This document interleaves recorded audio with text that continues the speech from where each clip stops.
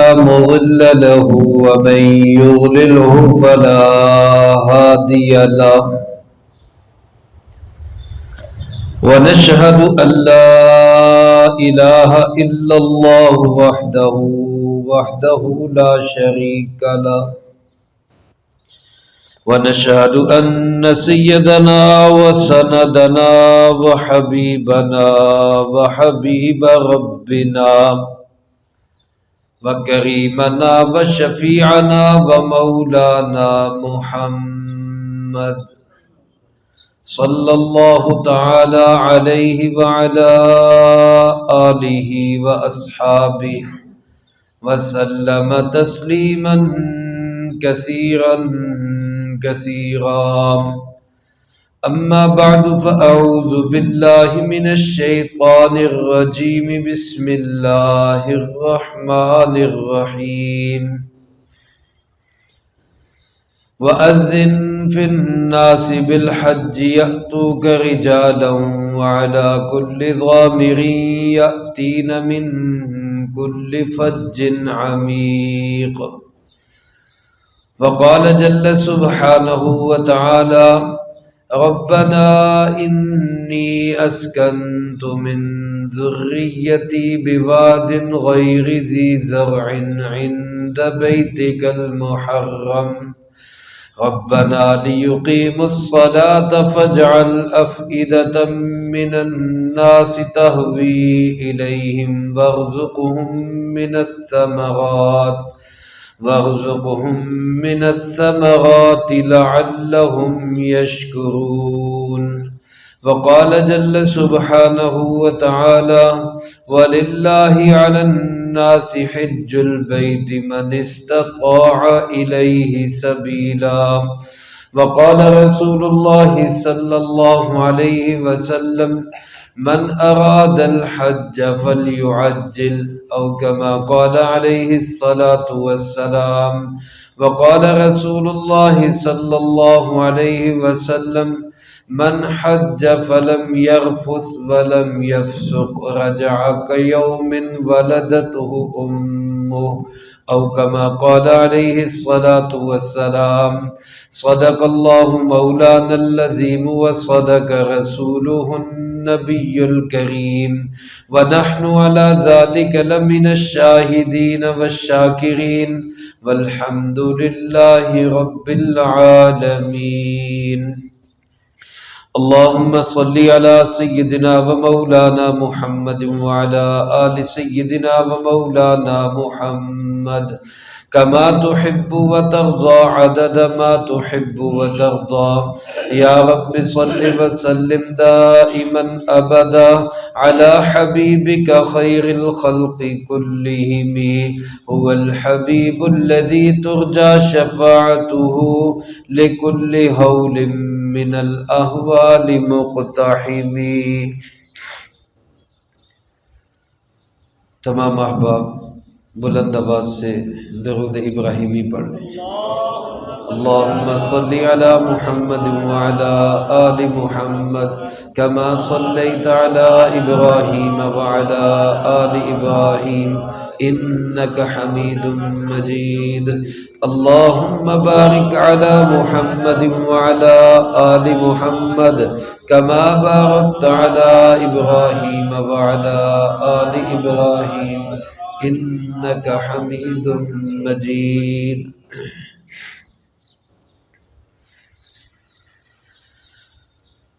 حضرات گرامی قدر، واجب الاحترام معزز بزرگوں، دوستوں، بھائیوں، عزیز طلبہ، اللہ کے گھر کا حج ایک اہم عبادت اور دین کا رکن ہے. اللہ پاک مجھے آپ کو سب کو بار بار اس کی توفیق نصیب فرمائے. حضرت سیدنا ابراہیم خلیل اللہ علیہ السلام نے اللہ کے حکم سے اپنی اہلیہ سیدہ ہاجرہ سلام اللہ علیہا اسد بیٹا یہ صف جو ہے نا اس کو آگے کر دو، 2-3 بندے پھسل چکے، صف کو آگے کر دو بس۔ اللہ تعالیٰ کے حکم سے حضرت ابراہیم علیہ السلام نے اپنے بیٹے اسماعیل علیہ السلام جو اس وقت بالکل چھوٹے بچے تھے، دودھ پیتے بچے تھے، ان کو اور ان کی والدہ سیدہ ہاجرہ کو مکہ مکرمہ میں اس جگہ پہ ٹھہرانے کا حکم دیا جہاں آج بیت اللہ ہے، مسجد حرام ہے۔ اس وقت اس کی صورتحال کیا تھی؟ قرآن کریم نے سورۃ ابراہیم کے اندر حضرت ابراہیم علیہ السلام کی زبانی اس کا ایک نقشہ بیان کیا ہے۔ ربنا انی اسکنت من ذریتی بواد غیر ذی زرع، اے اللہ میں نے اپنی اولاد کو، اپنی نسل کو، اپنے بیٹے کو اس جگہ پہ ٹھہرایا ہے جو ایک ایسی وادی ہے غیر ذی زرع، جہاں کوئی کاشتکاری نہیں، کوئی سبزہ نہیں، کوئی گھاس کا تنکا تک نہیں، چٹیل پہاڑ اور بالکل بے آب و گیا وادی، پانی کا بھی کوئی قطرہ نہیں، سبزے کا بھی کوئی ٹکڑا وہاں پہ نہیں، نیچے لک و دک صحرا ہے، اوپر کھلا آسمان ہے۔ اس واد غیر ذی زرع میں جہاں ایک ہی چیز ہے، عند بیتک المحرم، تیرے حرمت والے گھر کے پاس،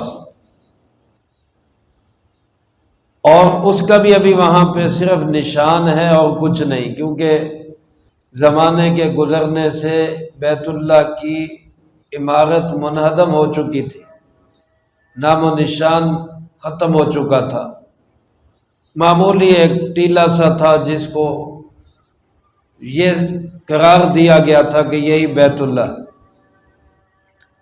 اس جگہ پہ میں نے ٹھہرا دیا، اور اللہ تیرے حکم سے ٹھہرا دیا۔ ربنا انی اسکنت من ذریتی بواد غیر ذی زرع عند بیتک المحرم، اللہ کا حکم ہے، اللہ تو نے حکم دیا، میں نے بیوی کو وہاں چھوڑا، بچوں کو وہاں چھوڑا۔ اور علماء نے لکھا ہے کہ جب حضرت ہاجرہ کو چھوڑ کر حضرت ابراہیم علیہ السلام واپس فلسطین کی طرف جانے لگے، شام فلسطین سے آئے تھے، مکہ مکرمہ میں چھوڑ کر واپس جانے لگے، تو حضرت ہاجرہ ایمان والی خاتون تھی، یقین والی خاتون تھی، اللہ کی ذات سے گہرا تعلق رکھنے والی خاتون تھی۔ 3 دفعہ پوچھا یہاں ہمیں کس کے حوالے کر کے جا رہے ہیں، اکیلی عورت، چھوٹا بچہ، کس کے حوالے کر کے جا رہے ہیں؟ بظاہر کوئی سبب نہیں زندہ رہنے کا،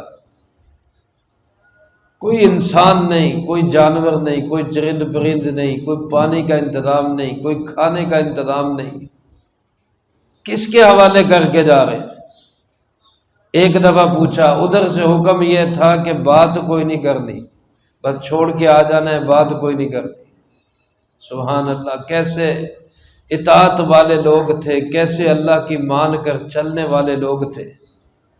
حضرت ابراہیم علیہ السلام چھوڑ کے واپس جا رہے، 1 دفعہ 2 دفعہ کوئی جواب نہ ملا، تیسری دفعہ خود ہی کہنے لگی اللہ امرک بہذا، کیا آپ کو اللہ نے اس کا حکم دیا ہے؟ یہ جو آپ کام کر رہے ہیں یہ اللہ کے حکم، ظاہر ہے وہ بھی جانتی تھی اللہ کے نبی ہیں، ایسے تو بندوں کے حق پامال نہیں کر سکتے کہ بیوی بچوں کو چھوڑ کے چلے جائیں، یہ حکم اللہ کا ہوگا جو اس طرح کر رہے۔ خود ہی کہا اللہ امرک بہذا، کیا اللہ نے اس کا حکم دیا؟ تو حضرت ابراہیم علیہ السلام نے سر کے اشارے سے صرف اتنا ہی کہا، زبان سے پھر بھی کوئی لفظ ادا نہیں کیا، بس سر کا اشارہ کر دیا کہ ہاں اللہ کا حکم ہے۔ تو یہ ایمان والی، یقین والی، اللہ سے تعلق والی خاتون کہنے لگی اذن لا یضیعنی اللہ، پھر آپ جائیں، کوئی مسئلہ نہیں، اللہ ہمیں ضائع نہیں کرے گا، اللہ ہمیں ضائع نہیں کرے گا۔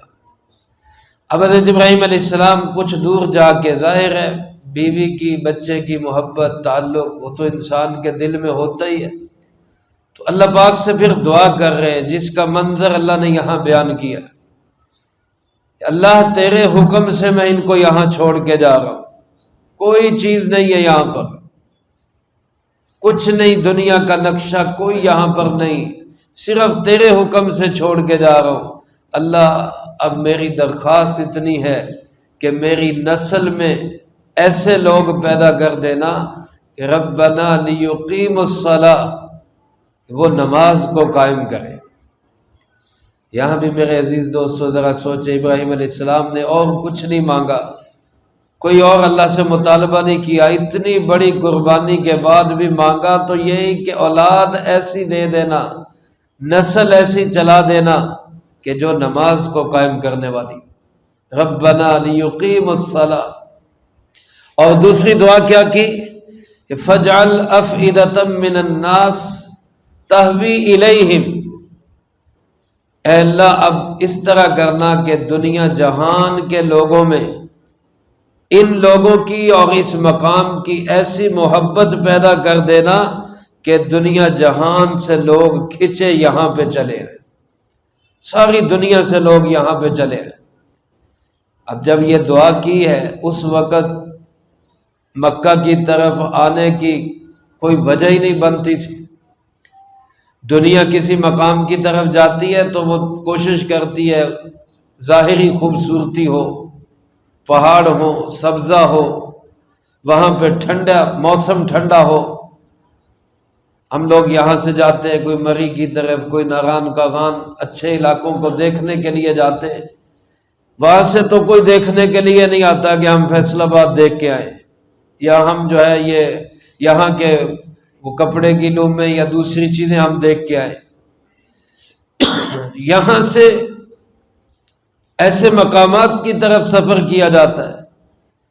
مکہ کے لیے بظاہر کوئی چیز نہیں تھی، لیکن حضرت ابراہیم علیہ السلام نے دعا کی کہ ربا دل تیرے قبضے میں ہے، اپنے اس علاقے کی، اس شہر کی، اس جگہ کی حرمت، محبت، احترام، تقدس، شوق اور ولولہ ایسا لوگوں کے دلوں میں ڈال دے کہ چاروں طرف سے دنیا اس گھر کی طرف کھینچی چلی آئے۔ دعا کی، اللہ سے مانگا، اللہ نے دی۔ اور تیسری دعا یہ کی وَارْزُقْهُم مِّنَ الثَّمَرَاتِ، اے اللہ دنیا جہان کے سارے پھل ان کو نصیب فرما۔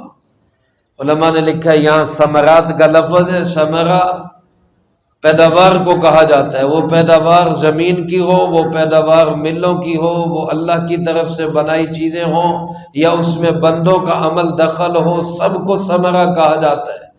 آج اللہ تعالیٰ نے حضرت ابراہیم علیہ السلام کی دعا کو کیسے قبول کیا؟ ان کی نسل میں اللہ نے وہ لوگ، وہ ہیرے پیدا کیے جن ہیروں کے امام بھی سید المرسلین جناب محمد مصطفیٰ صلی اللہ علیہ وآلہ وسلم۔ اور پھر اللہ تعالیٰ نے حضرت ابراہیم علیہ السلام کو حکم دیا اب بیت اللہ بنائیں۔ بیت اللہ کی کھدائی ہوئی، بیت اللہ بنا۔ حضرت ابراہیم علیہ السلام کے بیٹے اسماعیل بھی بڑے ہو گئے، دونوں باپ بیٹا نے مل کر بیت اللہ بنایا۔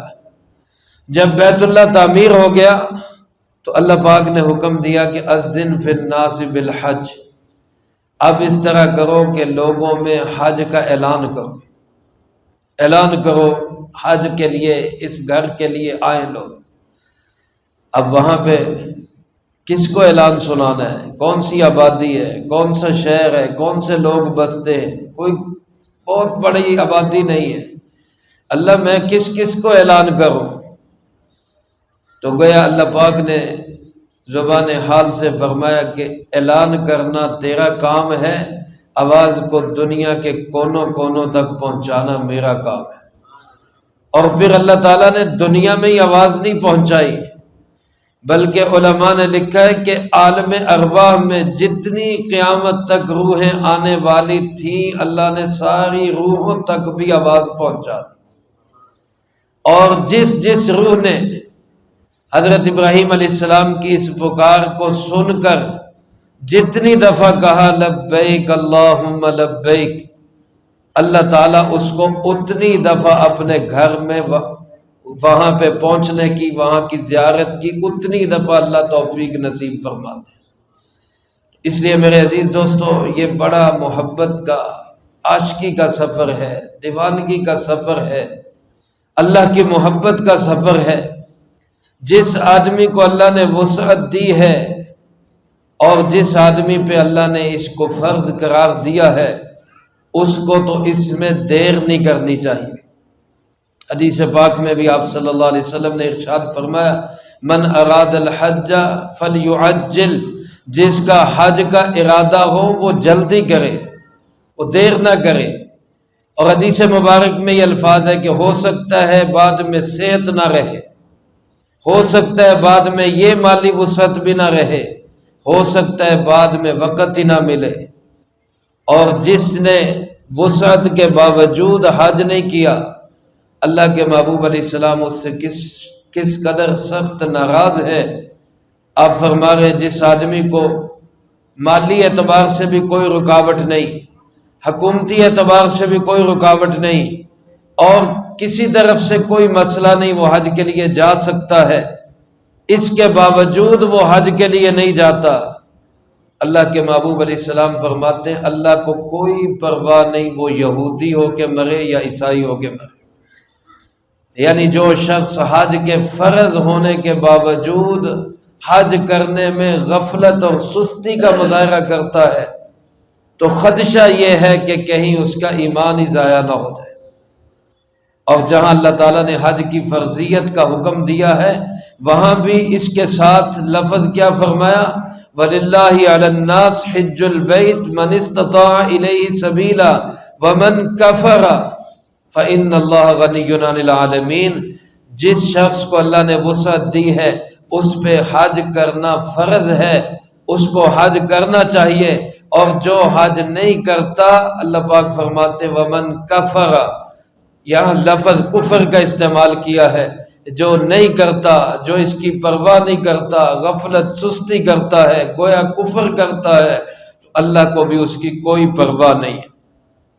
اور میرے عزیز دوستو، اگر اللہ تعالیٰ نے مالی اعتبار سے وسعت نہیں بھی دی تو پھر بھی اپنے اندر ایک شوق ہونا چاہیے، ایک ولولہ ہونا چاہیے، ایک اپنے اندر کسک ہونی چاہیے اور دعا ہونی چاہیے، کیونکہ یاد رکھیں بیت اللہ کا حج یا عمرہ مال سے نہیں ہوتا، اللہ کے بلاوے سے ہوتا ہے۔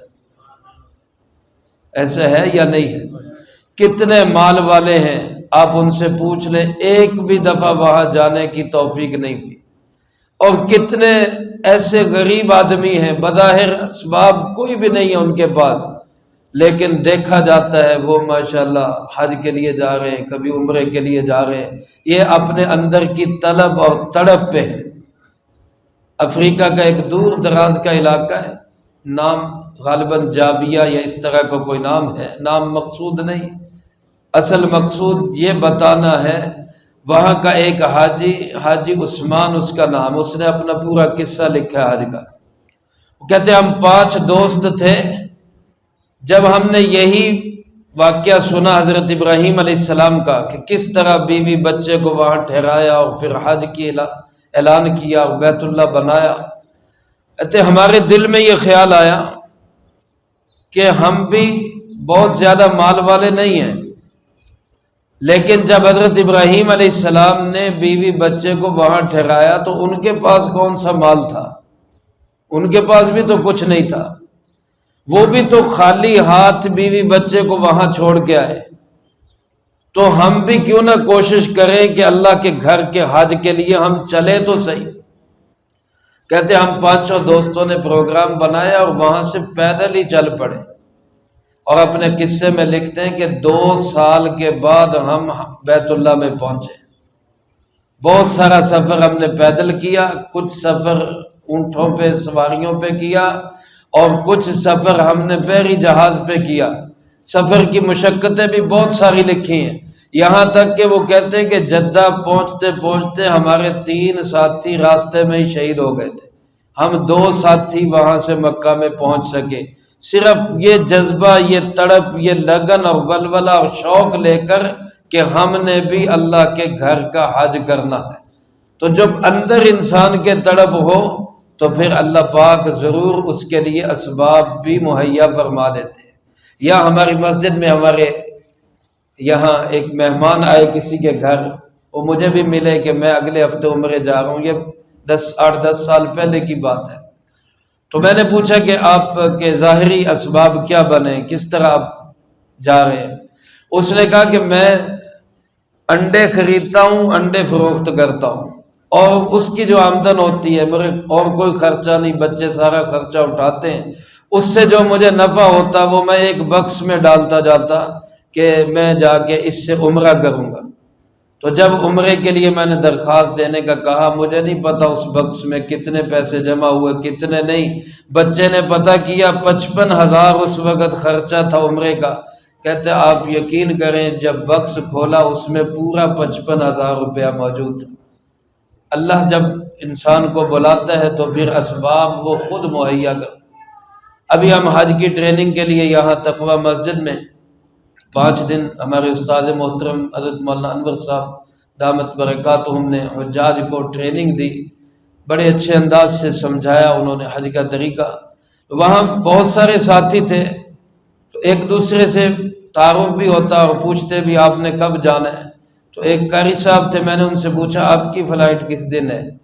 تو وہ مسکرا کے کہنے لگے میری ابھی فلائٹ نہیں ہے، لیکن میں یہاں اسی نیت سے آتا ہوں کہ اللہ میرے بس میں اتنا ہی تھا، میں یہاں آ رہا ہوں، آگے لے جانا تیرا کام ہے۔ تو یعنی یہ شوق ہے کہ میں چلو جا کے جہاں حج والوں کی ٹریننگ ہوتی وہاں تو شامل ہو جاؤ، آگے اللہ قبول کرے گا۔ ایک چھوٹا سا عمل بتا دیتا ہوں، اللہ پاک کی رحمت اور برکت سے یہ کوئی حدیث کا عمل نہیں لیکن تجربہ ہے، اور انشاءاللہ العزیز یقین کے ساتھ اس پہ عمل کریں گے تو اللہ جلد ہی اپنے گھر کی زیارت نصیب فرمائے گا۔ کریں گے عمل انشاءاللہ، سارے دوست کریں گے عمل انشاءاللہ۔ اور یہ خواتین خاص طور پہ، کیونکہ خاتون کے لیے بغیر محرم کے حج اور عمرے کا سفر کرنے کی اجازت نہیں ہے، وہ جب اس عمل کو کرے گی تو اللہ اس کے بھی اسباب مہیا کرے گا، اس کے محرم کے اسباب بھی مہیا کرے گا۔ وہ عمل کیا ہے کہ جب بھی نماز کی اذان ہو، جب بھی نماز کی اذان ہو اور جس مسجد میں آپ کے قریب ترین جس مسجد میں اذان کی آواز آپ کو آئے تو آپ اس وقت میں ہر کام چھوڑ دیں، جو کام کر رہے ہیں اس کو چھوڑ دیں، اور اذان کو ادب کے ساتھ سن کر اس کا جواب دیں۔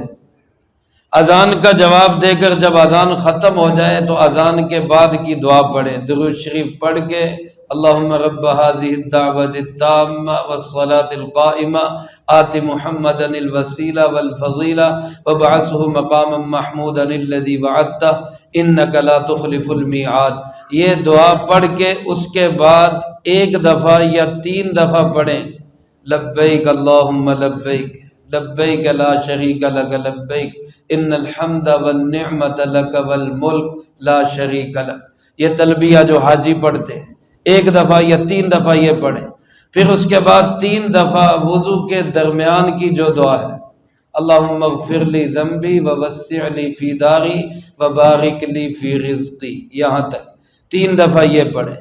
اللہ کے فضل و کرم سے غیب سے اللہ جلد ہی ایسے اسباب مہیا کریں گے کہ اللہ کا بلاوا آئے گا، لیکن اس کے لیے نیت اور عزم پکا وہ ضروری ہے، اس کے ساتھ اپنی ہمت کے مطابق کوشش ضروری ہے۔